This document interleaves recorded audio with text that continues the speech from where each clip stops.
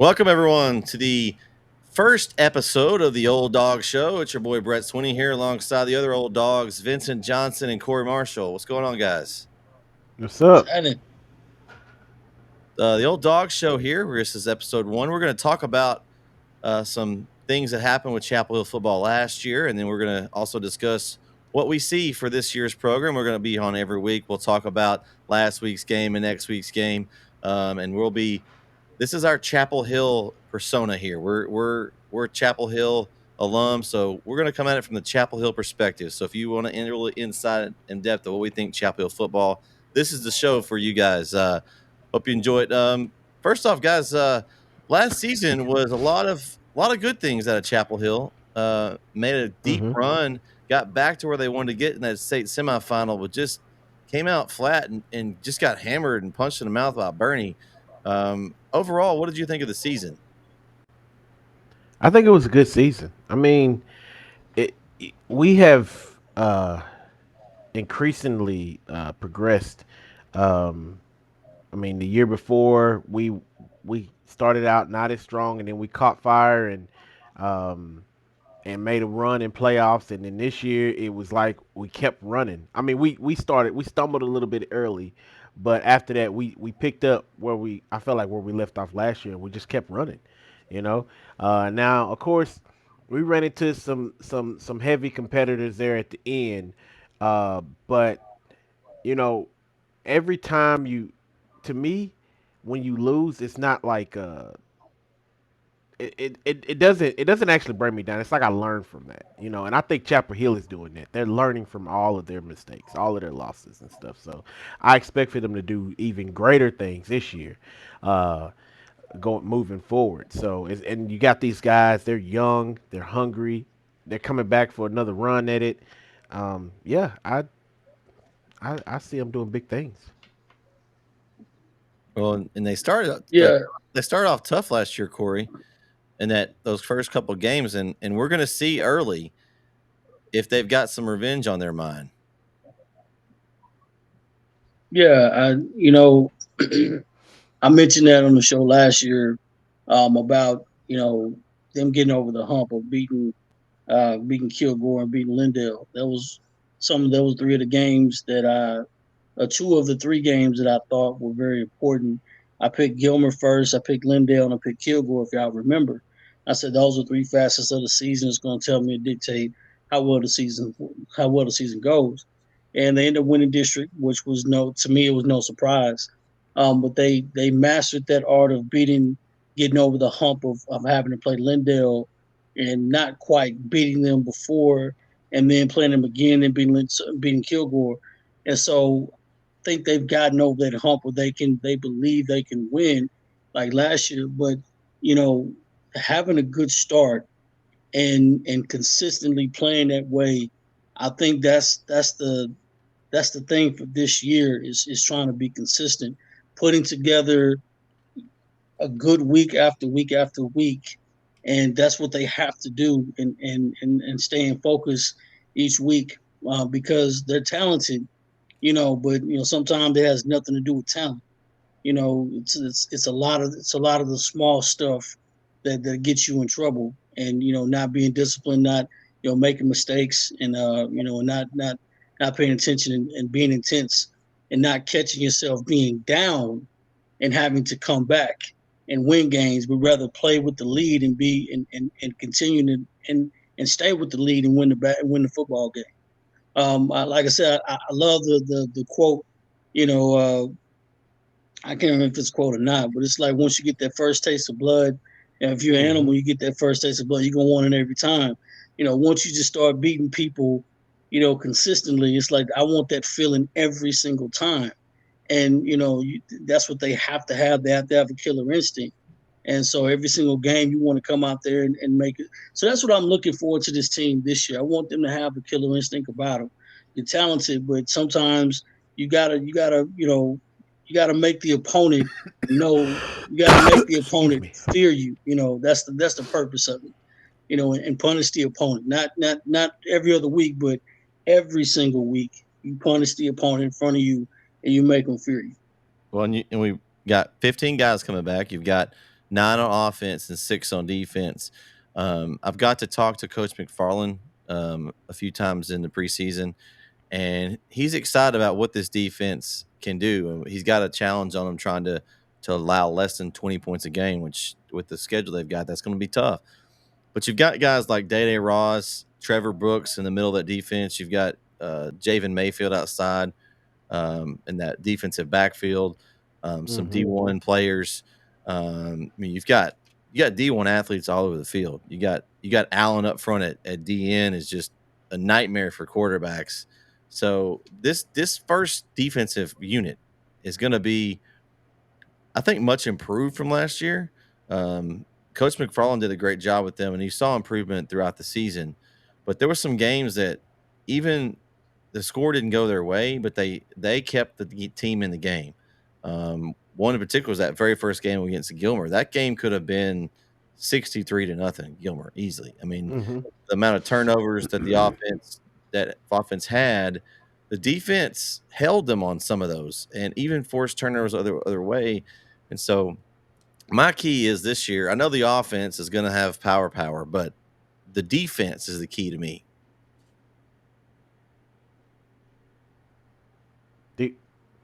You still there? Hello?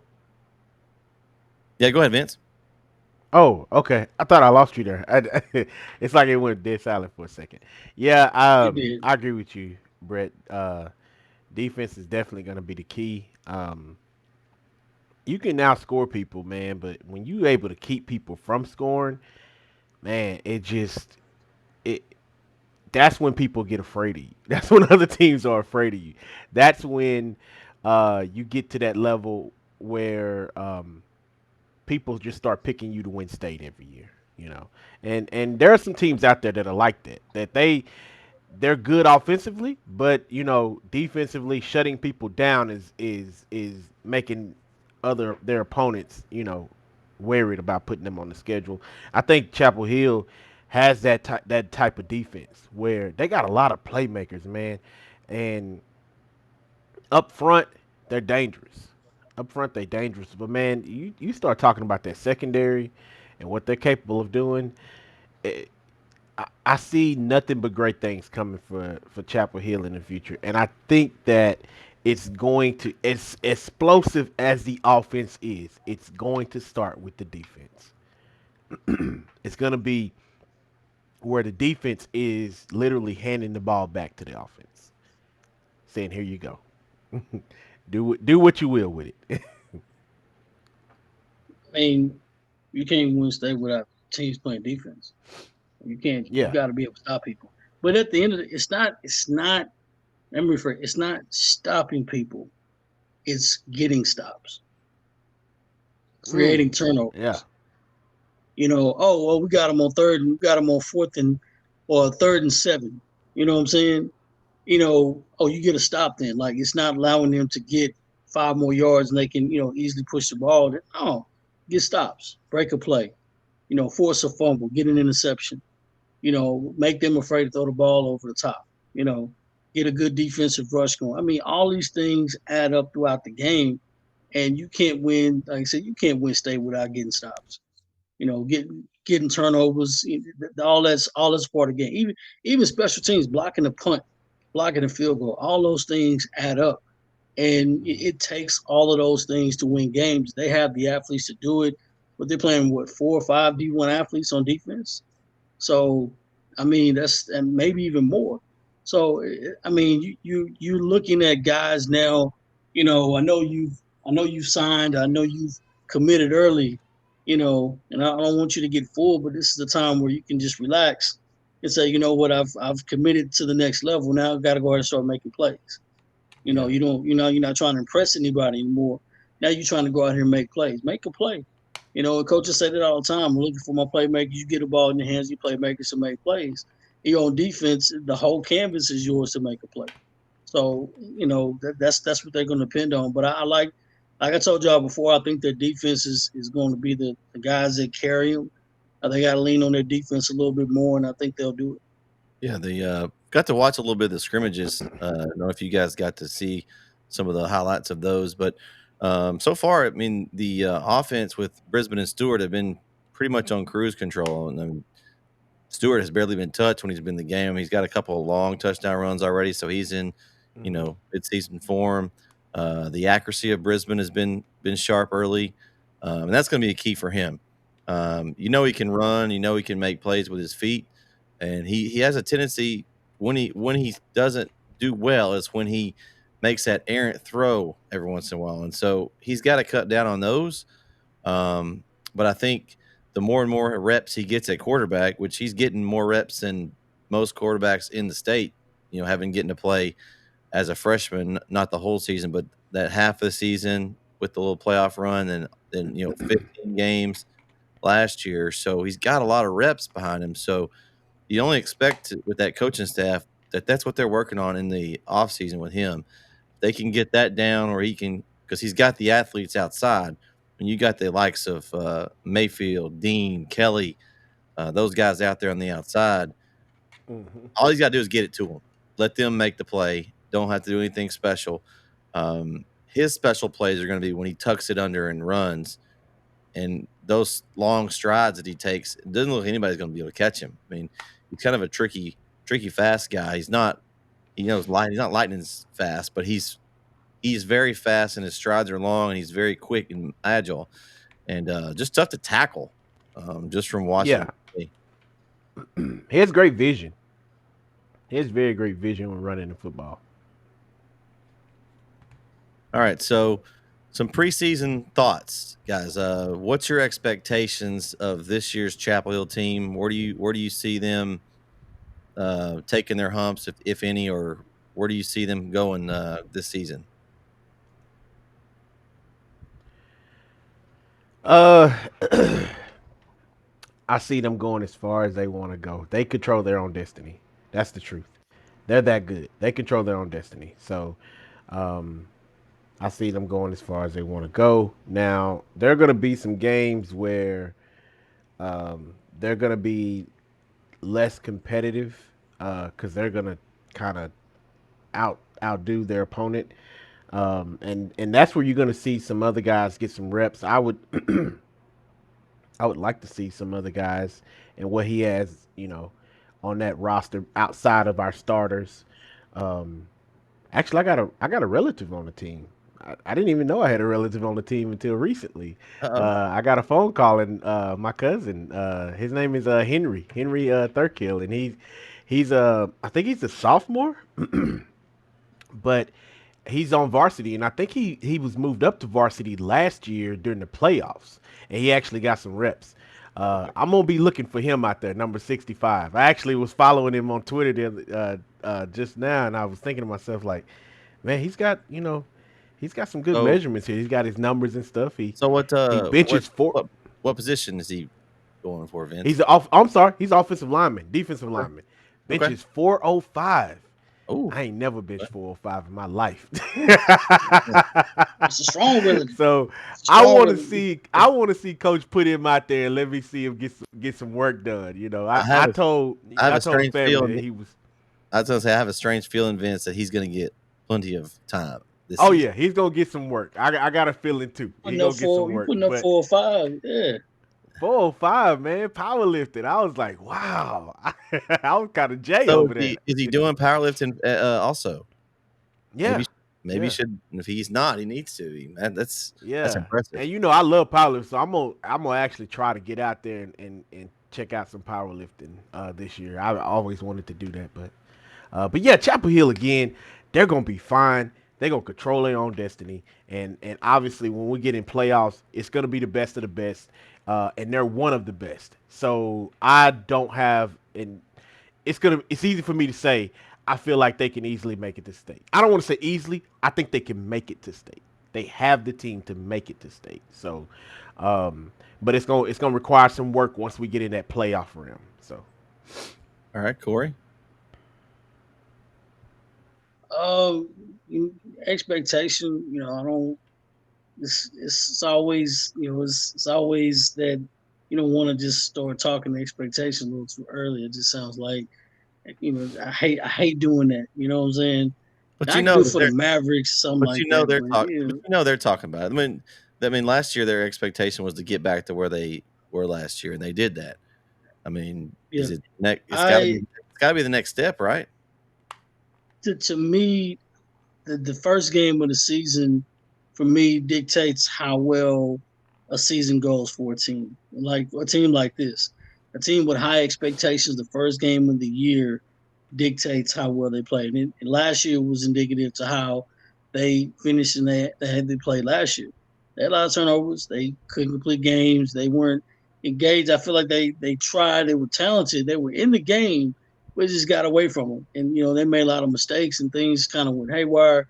But it's okay. They still competed, and they were able to still make it a game, even though the score didn't indicate how close the game was at times, and they played well at times. And in a point in time where the game was in reach, they just couldn't capitalize. They just, the mistakes were made. Now I'm looking forward to the team playing, the second round again and getting to Gilmer. And I want to see what team shows up. If that team is focused and that team comes out and they execute and they dominate, execution and domination is what I'm looking for. That lets me know exactly where they are mentally. They come out and execute and dominate. Like I said, I think they're more talented than Gilmer is, and I think they're a little bit older than Gilmer is at this point right now. I think Gilmer has a young football team. I don't want to say that they're down, but they're younger. So, um, but I think it's an opportunity for Chapel Hill to come out. So to me, I think it's a great opportunity for this team to come out and really dominate that game. I mean, Gilmer's they're playing at home. Probably gonna have some home refs. I won't say home refs. Probably gonna have some. You know how it goes. It's Some okay, home Corey. cooking there every once in a while. This is a Chapel Hill You podcast. know, Okay, you I can don't say want to it. say I don't want to blame it on the ref. I'm just saying, like, how it is in basketball. Sometimes you get a call, something goes your way because you're at home instead of on the road. But I mean, how some officials, some go either way. But if you just dominant throughout the football game, I want them to be consistently dominant. I want them to be ready to play, and I want them to have that moniker where what I do not want to play Chapel Hill every year. Like they hit harder than everybody else does. Mm-hmm. The blue swarm defense is a thing now. I want them to actually come out there with that mentality and play like that, play intense every single game. I know, like I've always loved the fact that the game prep stuff is always exciting for me because you always get motivated. You got to know Mm-hmm. how to motivate people. And man, I'm anxious to see it play because I feel like I'm not gonna say what I think how they're gonna do this year because I've been close to being right every year. I'm like I really feel good about this team this year, but I want to see if my theory is correct. I want to see if they prove me right, and I think they will. The word I'm going to use Okay. for game one is I want to see a statement. They need Mm. to make a statement Okay. with game one. They come out, and Corey talked about this a little bit. They come out and beat Gilmer 35-7 or 42-47. They come out and just and put it to them on the road. I think that's a statement for everyone in the area and in the state level for a Division One that okay, Chapel Hills, they're looking to come out and do something this year. They're not playing around. They're not going to start off, like they did last year. Where they lost the first game, but then they let that game beat them in the Van game because we all know that they shouldn't have lost to Van. Gilmer was a good team and they turned the ball over. That was that, but Van was not a better team than Chapel Hill. We know that for sure. And Van, give credit, Van credit. They came out and played, but Chapel Hill was thinking about the week before. There's no way they weren't thinking about that week before performance at home versus Gilmer, and so they let those games get out of hand, and then it kind of ended the season like it was a bookend. He had the bad start, and then you had the bad last game. I mean, you want to throw that Bernie film out. You don't want to relive that. You take that and use it as motivation at another point if you get another shot at them, and it's possible that they might. But between the other parts of the season, they played really well. Now in the playoffs, they had some spots where they were the Lumberton game. They didn't play well the first half and had to rally for a win. But overall, most of the season they played well. So I'm looking for Could you? be honest. Could you say that they had a complete game last year? If they played a complete game, The Lindale I game. mean, especially no, they gave her 49 Wait, points, not a complete game. Well, they put a lot of subs in. I got to talk to Coach Yeah, but you McFarland about gave her that. 49 points.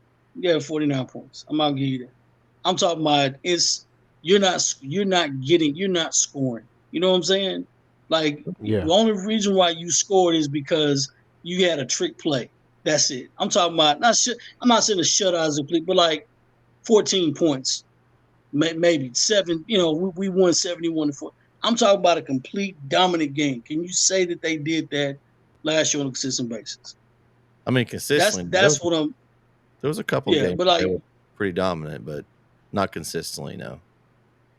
so that's what and what you're saying. That's what I'm looking for. I'm not saying they're going to dominate every game, but I'm saying that's the level of expectation to where they've got to they got to believe to be. They want to be at that point in that level Okay. where no, we're not taking this. No, if we're Hmm. superior than my opponent, I'm dominating. You know, you're not scoring 49 points. So You're gonna get 9 points. let me ask you this: we always do this every season. Let's go ahead. Let's pick our records. Regular season record. I'm not picking the You were record. Can't you were pick one. picking that.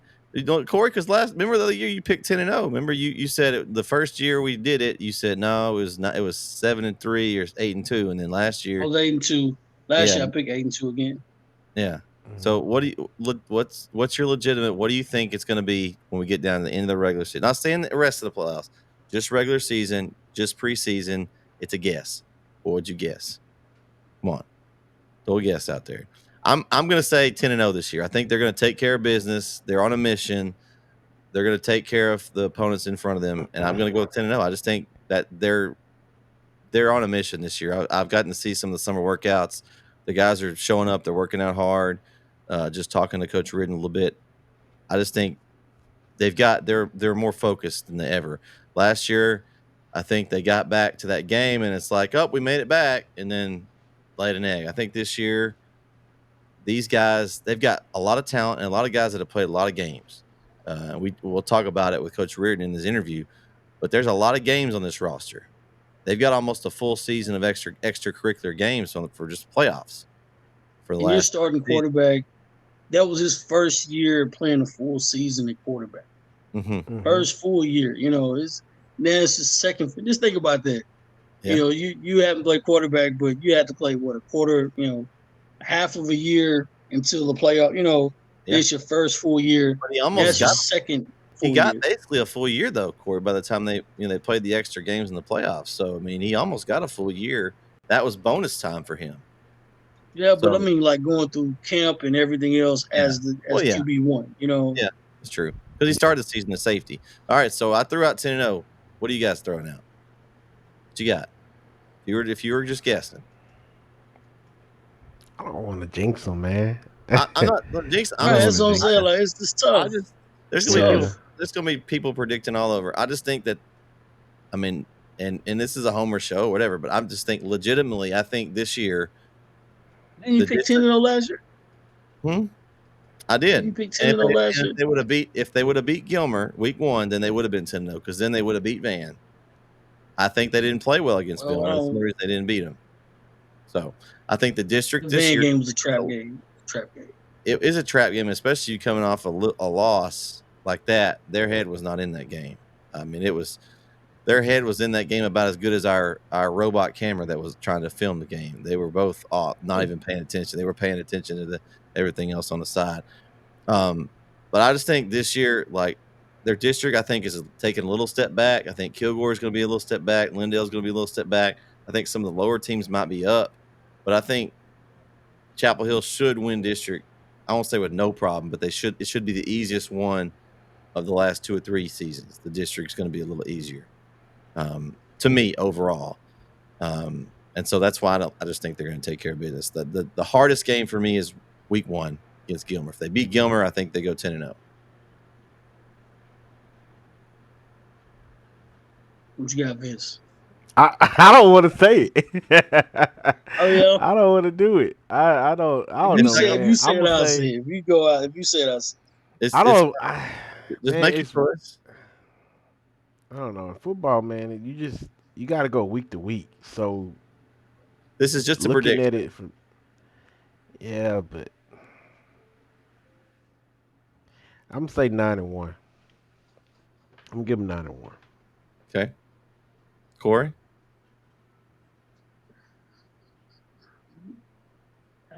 This is gonna sound really crazy. Only game that I think I'm worried about is that Nacogdoches game. Mm, And I'm gonna tell you why. okay. Because after you play 2 tough weeks, week 1 and week 2, and those two teams beat you last year, and I think they're gonna be amped up and they come out and they just ram. I mean, they just you just run through them. And now you got to come back and play Nacogdoches that may or may not be 1-2 or 0-2 or Well, 1-1 or whatever. Nacogdoches game is week 4. Or week The 4. I'm sorry. The Greenville game is week 3 in Yeah, Greenville. yeah, that's on one. But the Nacogdoches game, like you played well enough, and you know Nacogdoches played pretty decent in the second half. The game that we Well, played.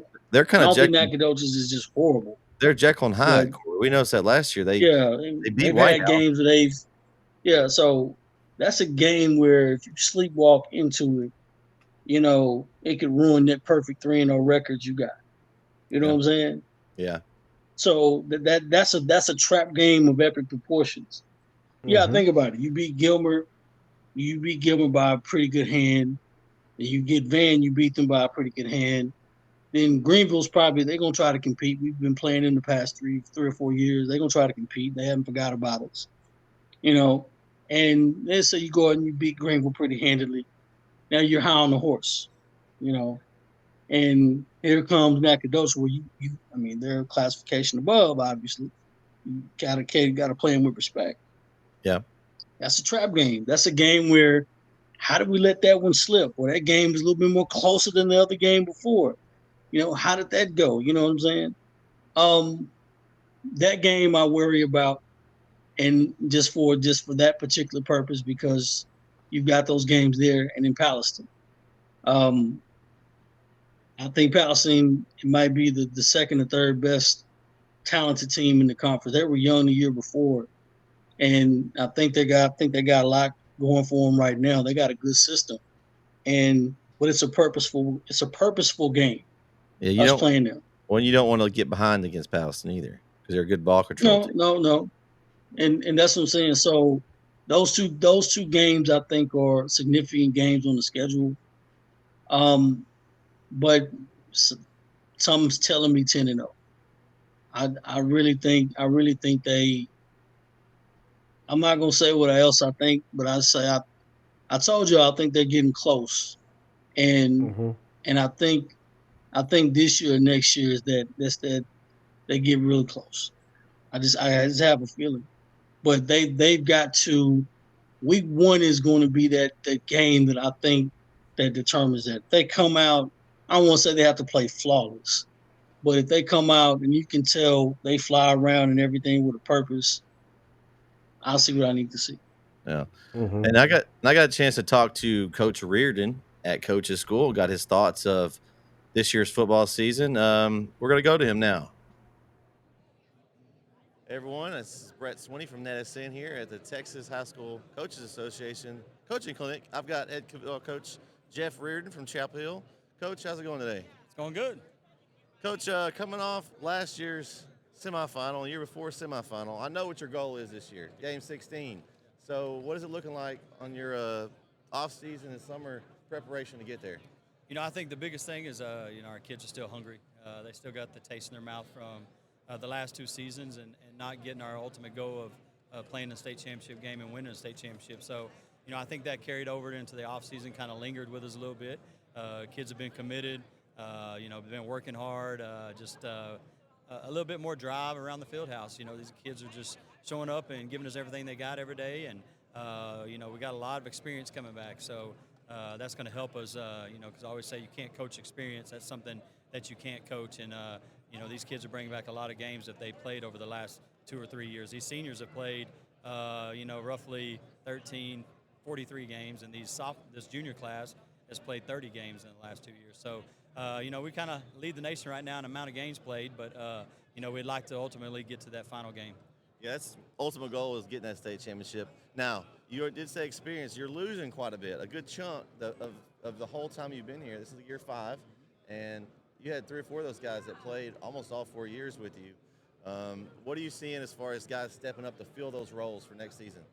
Losing guys like Deuce and Tyson and Kevion are big because they've been staples for 4 years. They started as freshmen for us my first year here. So in 4 seasons, I haven't coached a game without them 3 guys on the field. So it's a big loss. But now we got a program. We got a program installed. We just every year we're going to graduate some great seniors. The year before that, we graduated Solomon and Brack and some of those guys. And the next group steps up. It's kind of where we're at as a program right now. We're just going to reload. We're going to have different guys step up in different roles. And that's what's great about football. It's a complete team game. And you can't be successful at it unless all the pieces of that puzzle are firing on all cylinders. And I think we got a group that we bring back like 9 on offense, and that had some starting games experience, and then we have 6 on defense coming back. So that's a good nucleus of guys coming back, and we had a great JV season, a great freshman season. Our JV went 8-2, and our freshmen went 9-1 in one district. So we got some kids that are coming, that are in the program now, that have been around us and been around this coaching staff since we got here 4 years ago. And right now we just plug and play. So we know we got Demetrius Brisbane and Ricky Stewart, both committed to SMU. Everyone knows those guys. Give me some guys that people may not know that they need to watch for this season. Guys that, everybody knows Ricky and D. They were freshman phenoms, super sophomores, Superman in the backfield for us. But we got several cats on our team that can go get it. I mean, this 24 class right now, I think, have 5 kids with D1 offers, with Dylan Drummond and Pablo Martinez up front that have been staples up front, Kendall Allen at defensive end, Day Ross at linebacker, Javen Mayfield and Cam Kelly are going to be big time this year. They've had great summers, great 7-on-7, big playmakers. So I think those guys. And then you have like Darius Dean and Dylan Johnson. And Jonah had a great 7-on-7 and stepped up and is going to do some good things for us. We just look for those guys to just continue to build the legacy of what we're trying to do. Now you mentioned Jonah, getting to coach your son. Now he's going to have a bigger role this season. Yep. What's it like getting to coach your son? I mean, it's a cool experience. I know. So what is it kind of like getting to coach your son on the field? He's just another one of the guys out there when I'm coaching, and I tell him that all the time, and he's known that from when he was a little kid. Like, when you coach your kid and you're the head coach and the AD, you got to be the hardest worker. You've got to make it can't ever be a thought of you're playing because you're Coach Rio's son. So he's earned everything he's gotten. He works hard every day. And I try to take the dad role away when we're on the field coaching, and then once we get off the field, I try to take the coach role and just be his dad. So it's definitely a fun experience, and there's only 2 years left in it, so I'm trying to enjoy it. But he's a great coach's kid, typical coach's kid. Loves to work, loves to be around the field house. Has done ball and summer workouts since he was 2 years old. This is like his 9th coach in school, so he just loves being around, and it's fun having your son in your program. Yeah, I can imagine that. Okay, so let's look up to this season. I know each game you're going to take it one game at a time. What are some games that you think are key in your schedule to see where you're at this year? I think we jump out of the box with Gilmer, and that's always going to be the test of East Texas. Gilmer's been the upper echelon, the king of the road for several years now over there. Coach Metzel does a great job. Before that, Coach Turner. Before that, Coach Traylor. They've just been kind of built that legacy and that tradition. So opening up with Gilmer is going to be tough. Look forward to that game. We took one on the chin last year, played a rough game, first game of the season. But it did open our eyes and showed us some weaknesses and things we need to work on, and that's why you play the tough games early. Look forward to getting back at Van at home. They're always a tough opponent. Got great players. Coach Moffitt does a great job with those kids. So our first 2 games of the season is going to kind of really tell us what we got to work on and where we're at. And then there are district games. With Lindale, Kilgore, Palestine. They're all tough. Beast Texas. That District 9-4A is always represented late in the playoffs, and it's because the teams are really, really good. And we throw heavyweight blows all district, and then we get to the playoffs, and we end up playing each other in the playoffs. So, it's a fun district. It's a fun schedule. We're going to know where we're at with the teams, the tough opponents we have on our schedule. So, hopefully by the end of it, we'll have it figured out. Well, that's always the hope at the end of the season. So, what opponent on the schedule this year, maybe last year, you didn't think might have been a threat? Is there someone in the, maybe in the district that you see that's going to maybe improve a lot this year that you guys need to watch out for? I just go back to our district. It's any Friday night, anybody in our district can get a W, no matter who they play. Coach Holman over at Jacksonville is doing a great job. They got some athletes and they got a quarterback that's really good. We've seen that in 7-on-7. New staff at Henderson's doing a great job of getting those kids fired up and rolling.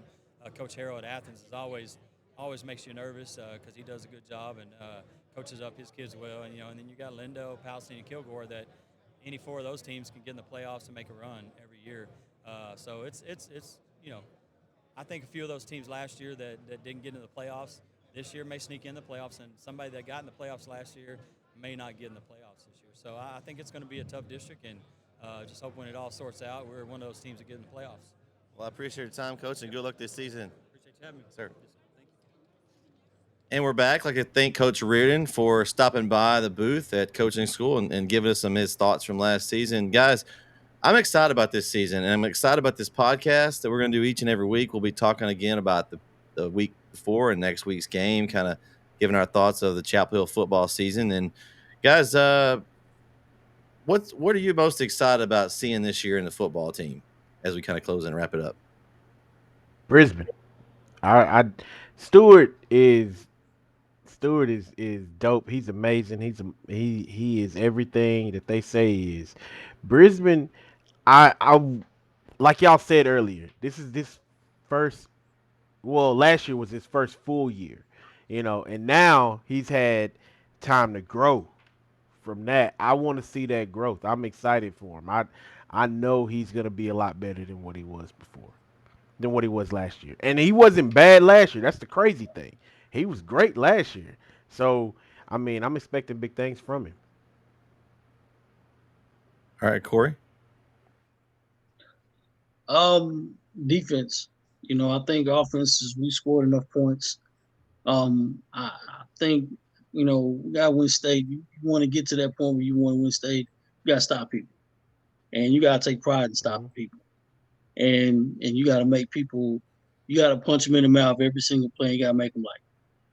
Hmm. And it's just I want that. I want it for them because in the past we've seen how dominant the offense has been. But we scored 79 points. I mean, come on, that's basketball numbers. You know what I'm saying? We Like don't even score that much in basketball, Corey. right. I was like, you getting up there, you scoring seven. That's you kick and tell. But football, but defense, I want somebody to just be that one voice and say, no, we're not tonight. You're not scoring for nobody's dropping on us tonight. We're not getting scored on in the air. You're not getting the touch. You're not getting the end zone. Matter of fact, we're getting takeaways. We're doing everything. They have the ability to do it. I just want them to exemplify that. I just want to see it one game. I want to see that, man. Basketball. Everything's clicking in basketball. It's like, oh, you got good defense. You're getting steals. You're diving on the floor. You're taking charges. Hmm. You're blocking shots. You're getting defensive rebounds. You only got one shot possession. You getting it all. You doing it all on the defensive end. It looks great. And man, everyone's looking at you like, what, this team is playing great defense. Football, you can hear the pads and everything clacking and hitting, and you ooh and ah. That's what I want every single game you bring in the hat every single game. They have that ability to do that. You don't have, 4 or 5 D1 guys on defense and not have it happen. They got to play up the level of expectation, and I hope they can. I hope they will. Well, Yeah. I want to go along the same lines with Corey. I wanted to say defense, but since you went defense, I'm gonna throw another one out there. I'm gonna say the offensive line this year, guys. Mm.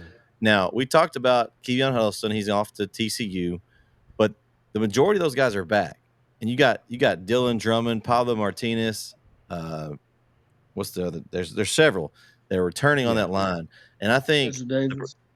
yes, Davis as well. You've got those guys protecting Brisbane, giving him time to throw, or blocking for Brisbane and Stewart when they're running the ball. I think that's Hmm. a key. I mean, and Vince was probably definitely agree with me right here as being an offensive lineman. Like those guys, they do a lot back there and don't get much praise for it. But I really do think that No. that's a key. The year we won state, in 2011, that offensive line was the only thing all season long that was not injured. They were injury free all year. They held that team together because it didn't matter who they put back there, quarterback, running back, whatever. The line was there, and I really do think that could be a silent key for Chapel Hill this year. No one's really talking about. We're talking about defense. We're talking about Brisbane, Stewart, Mayfield, Kelly, all those guys' weapons on offense.